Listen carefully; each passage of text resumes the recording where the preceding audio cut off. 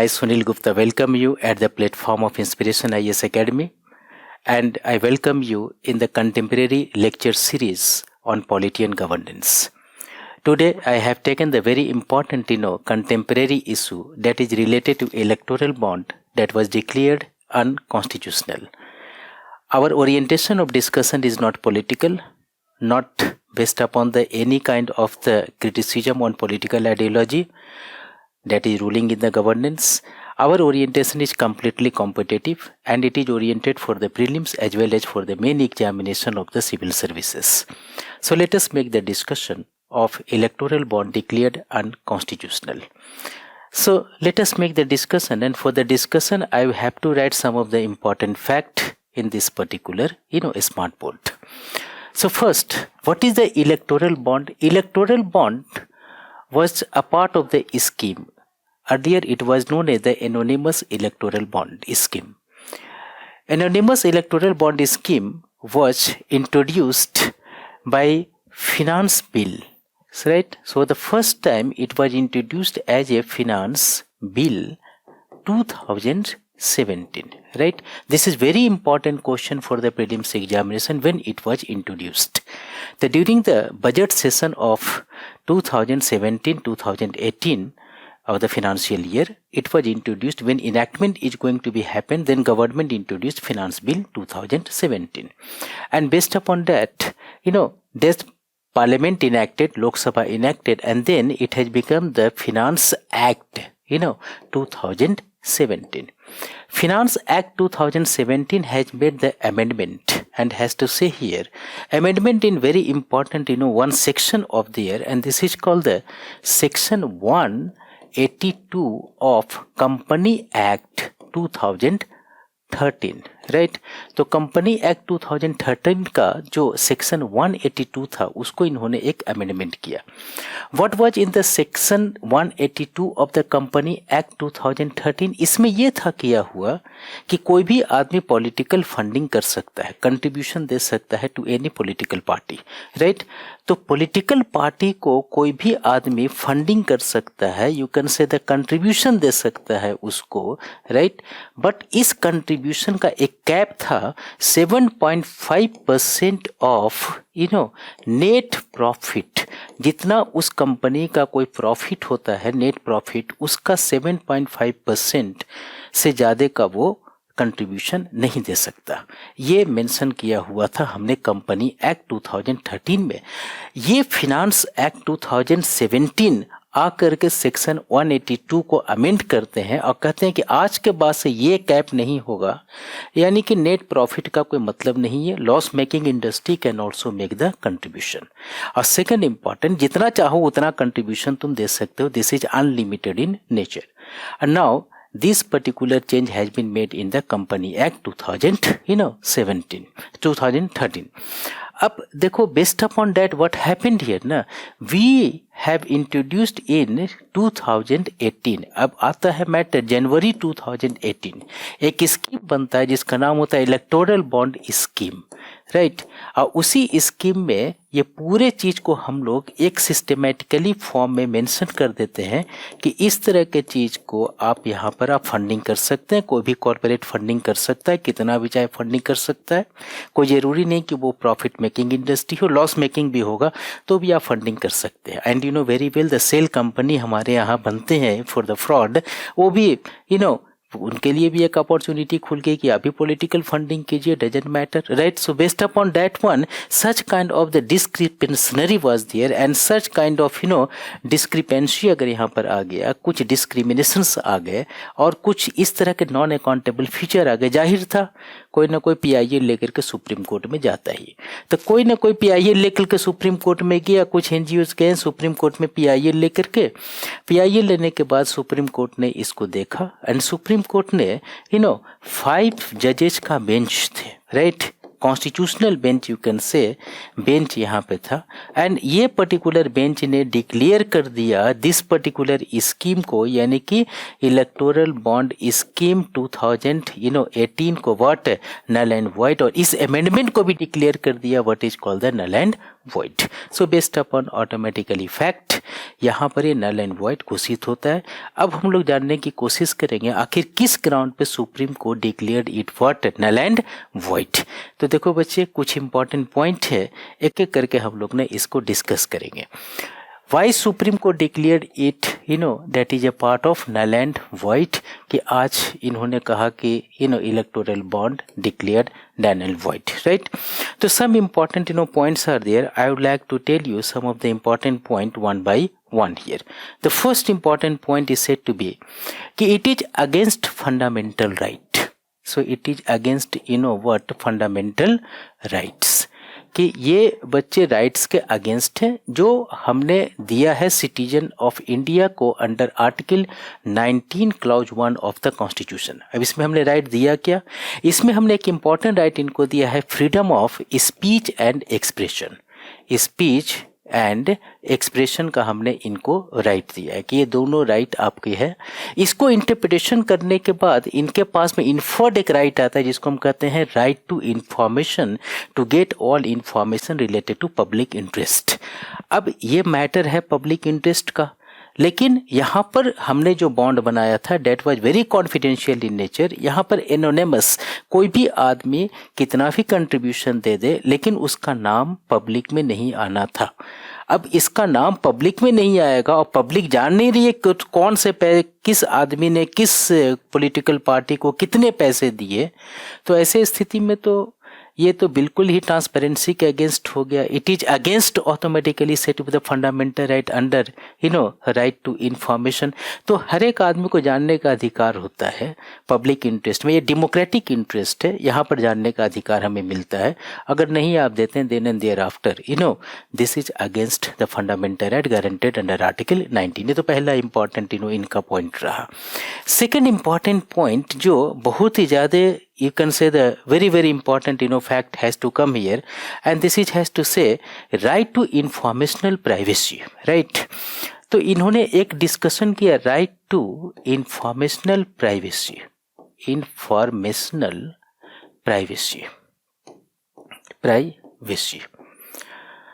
देखो informational privacy का right तो राइट टू प्राइवेसी से भी रिलेटेड है. एंड अभी तुमने देखा कि ये article 21 of the constitution of India से भी रिलेटेड है. And Puttaswamy versus union of India case 2017 में सुप्रीम कोर्ट ने भी डिक्लेयर कर दिया कि right to privacy as the fundamental right.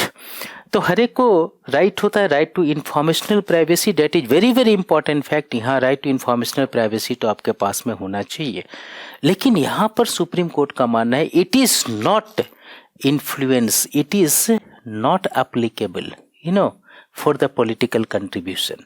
Applicable for what? Political contribution. Political donation, political contribution में ये इन्फ्लुएंस नहीं करता, राइट? यहाँ पर प्राइवेसी नहीं आता, यहाँ पर आपको ट्रांसपेरेंसी करना पड़ेगा. रीजन इज कि इनका कोरिलेशन है बिटवीन पॉलिसी एंड ये फिनेंशियल कंट्रीब्यूशन के साथ इनका कोरिलेशन है. कंट्रीब्यूशन के साथ में कहीं ना कहीं है इनका connections, correlation between the public policy and the financial contribution. तो हो सकता है कि किसी ने अगर फंडिंग किया हो उनके फेवर में पब्लिक पॉलिसी गवर्नमेंट ने बना दिया हो, या जिसने फंडिंग नहीं किया उसके फेवर में पब्लिक पॉलिसी नहीं बनाया हो. तो कहीं ना कहीं पे एक इम्पॉर्टेंट एरिया आता है ट्रांसपेरेंसी का जो होना जरूरी है, अकाउंटेबिलिटी का एरिया का होना जरूरी है. सुप्रीम कोर्ट का ये मानना है कि ये इंफॉर्मेशन प्राइवेसी के अंतर्गत नहीं आता है, डेमोक्रेटिक मैटर है, पब्लिक पॉलिसी का डायरेक्ट कनेक्शन है. इन्होंने एक कमेंट किया और उस कमेंट में एक इंपॉर्टेंट चीज को बोला कि that is called seat at the table to legislature. ये यहाँ पे एक चीज इन्होंने बोला, this is the reserve seat seat for the contributor.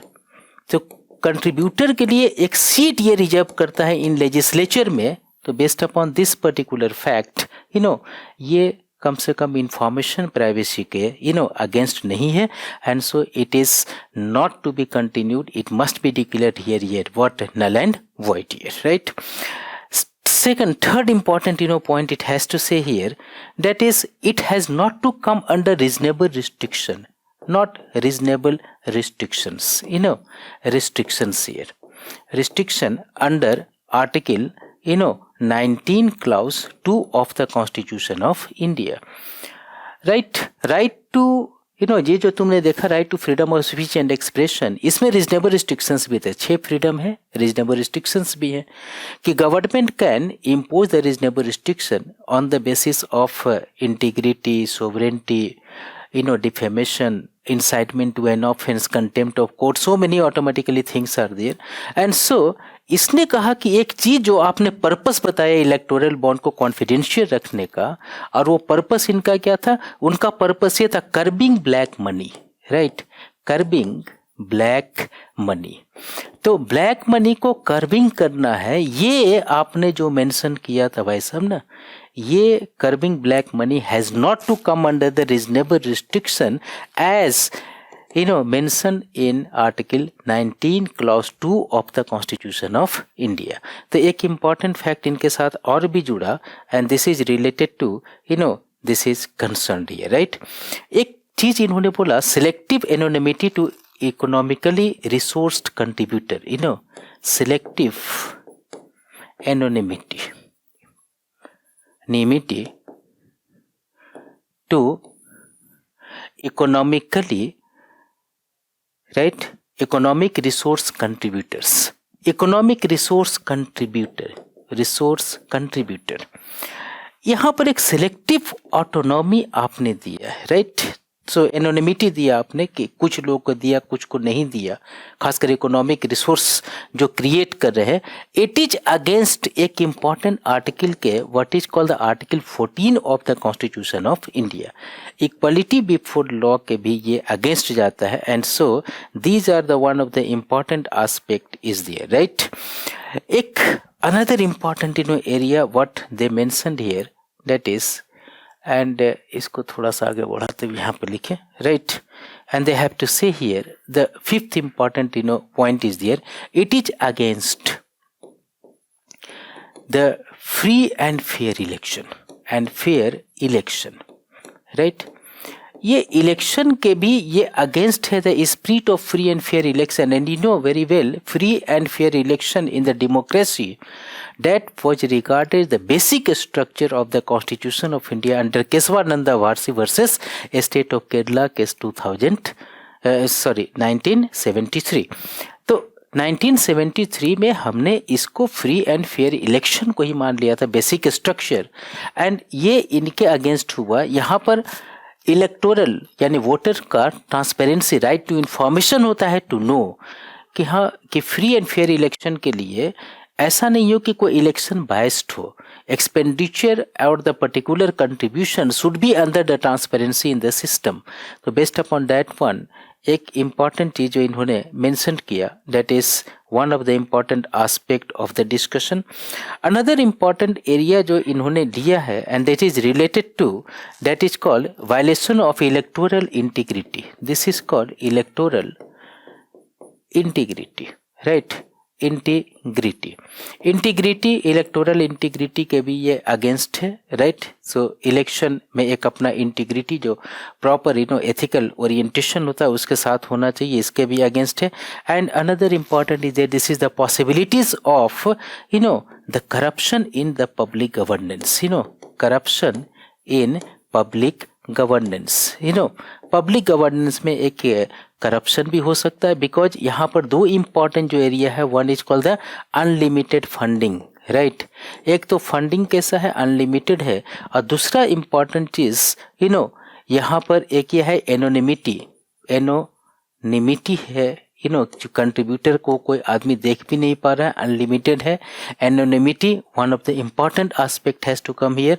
And so based upon that you can say that पूरी तरह से ये जो पूरे सिस्टम है, that must be automatically a part of non acceptance, and so Supreme Court declared it highly unconstitutional in nature, right, and so has to make the government, the direction to the government कि आप इनको जल्द से जल्द रोकिए, and then you have to create another mode of the financial contribution. It may possible transparency और technology दोनों के साथ में एक कोलैबोरेशन हो तो यहाँ पर हम आगे बढ़ सकते हैं, right. So based upon this one, these are particular areas and so some of the important person have made the conclusion, इसको से द वे फॉरवर्ड कर सकते हो, राइट.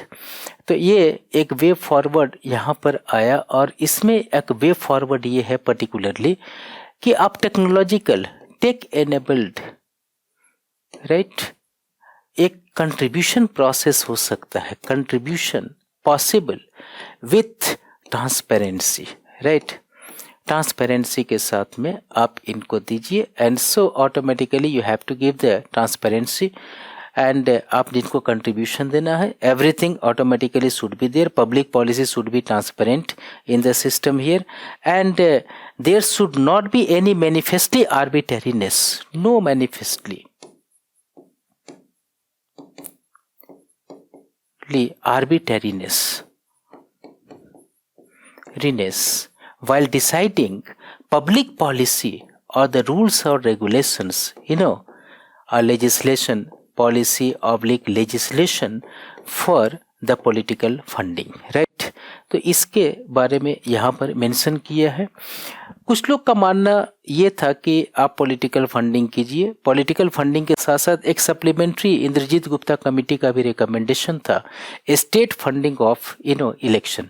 तो state funding of election was related to only the election process, not to the other kind of the area of the funding. But अगर इसको supplement करके अगर हम देखें तो हो सकता है कि जो पॉलिटिकल करप्शन आने का जो नॉन अकाउंटेबल फ्यूचर है, हो सकता है इसके ऊपर हम लगाम दे सके. तो बच्चे अब लास्ट में मैं कुछ डिस्कशन कर रहा हूं जो प्रीलिम्स एग्जामिनेशन में आ सकते हैं या मेन एग्जामिनेशन में आ सकते हैं. प्रीलिम्स एग्जामिनेशन में सबसे इम्पॉर्टेंट चीज़ यहाँ पर हम ये कहेंगे कि ये प्रीलिम्स एग्जामिनेशन का पार्ट है कि when automatically introduced through this particular bill, ये एक्ट हुआ और ये पर्टिकुलर ईयर जहाँ पर हमने इंट्रोड्यूस किया, इसमें क्या थे, इसमें ये था कि सेक्शन 182 ऑफ कंपनी एक्ट 2013, ये इम्पॉर्टेंट फैक्ट है जहाँ पर हमारा ट्रांसपेरेंसी लूज किया था, राइट. एंड यहाँ पर एक अनलिमिटेड जज, 5 जजेस कॉन्स्टिट्यूशनल बेंच, और इसने डिक्लेयर कर दिया what, null and void. 2 important article का बेसिकली इसमें इंटरेक्शन, हालांकि 3 है, 19 हो गया, 21 हो गया and another important set to be the article 14 of the constitution of India. इसमें सबसे इम्पॉर्टेंट जो आर्टिकल है that is called the article 19 of the constitution of India, right. And कुछ इम्पॉर्टेंट टर्म्स जो प्रीलिम्स एग्जामिनेशन के लिए हो सकता है important, one is called selective anonymity, इसको कहते क्या है, रीजनेबल रिस्ट्रिक्शन एक इम्पॉर्टेंट टर्म आ गए, another important right to informational privacy, एक इम्पॉर्टेंट फैक्ट हियर, और एक और वर्ड यूज किया what is called manifestly arbitrariness. इसका मतलब जो भी आप पब्लिक पॉलिसी बनाते हैं, rules, regulations, legislations, that should be based upon the logical orientation without principle. Arbitrariness के साथ अगर आप कोई भी पॉलिसी बनाएंगे, रेशनलिटी के साथ कोई पॉलिसी बनाएंगे, that is not recommended in the public governance and may be declared it unconstitutional, right. तो ये एक इम्पॉर्टेंट फैक्ट है. इसमें जो हमने कुछ टर्म्स देखे और कुछ आर्टिकल्स देखे वो इम्पॉर्टेंट है for the prelims examination. And main examination के लिए तो बहुत इंपॉर्टेंट ये सब पॉइंट ही है कि कौन से पॉइंट पे, हालांकि सुप्रीम कोर्ट ने डिक्लेयर कर दिया नल एंड वॉइड, बट इस क्वेश्चन में सबसे इंपॉर्टेंट चीज ये होगा कंक्लूजन, कि कंक्लूजन में कभी भी ऐसा नहीं कहेंगे कि पॉलिटिकल फंडिंग को स्टॉप कर देंगे, there should not be any financial contribution by the company और द इंस्टीट्यूशंस. नहीं होगा. डेमोक्रेसी तो चलेगा कंट्रीब्यूशन से ही, डेमोक्रेसी बिना कंट्रीब्यूशन का नहीं चलेगा. कंट्रीब्यूशन देने वाला भी कॉर्पोरेट ही होंगे, कंपनीज ही होंगे, इंडिविजुअल्स ही होंगे. तो कंट्रीब्यूशन तो हम रोक नहीं सकते, फंडिंग तो हम रोक नहीं सकते, कहीं नहीं रोक पाए, ये हमारा ओरिएंटेशन है भी नहीं. हाँ, अकाउंटेबिलिटी के साथ, ट्रांसपेरेंसी के साथ फंडिंग होना ये बहुत ज़रूरी है, राइट. तो ये हमारा मेन ओरिएंटेड आंसर्स क्वेश्चंस बन सकते हैं और प्रीलिम्स ओरिएंटेड तो हमने डिस्कस कर दिया. चलो इसी तरह के चीज़ को हम लेते रहेंगे, इन बिटवीन, कभी कभी हम बीच बीच में आते रहेंगे, लेते रहेंगे सिस्टम को. एंड सो अगर कोई भी तुम्हें लगता है कि और भी कंटेम्प्रेरी इशू पे डिस्कशन चाहिए, tell me. So thank you very much to you all. Then bye bye, God bless you, bye bye.